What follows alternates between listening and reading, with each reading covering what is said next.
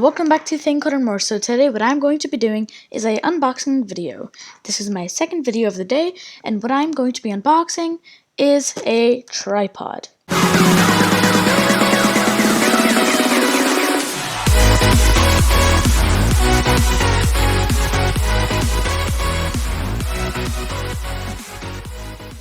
Here it is. What I'm going to do is just open it up. I don't think it can fit in the frame that well, but let's slide it out. This is a pretty long tripod, so it has this small casing or bag. Now if we were to open this up, here I'm guessing we have our actual tripod. This is pretty heavy, and I think it said it was lightweight steel, and it's also pretty convenient because there's this nice bag.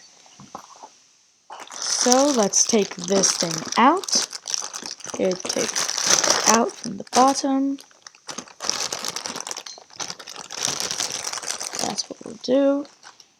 Put this on the side. And it's by Amazon Basics, it looks like. So you guys cannot see, but here's how it goes up, and now I will show you guys that.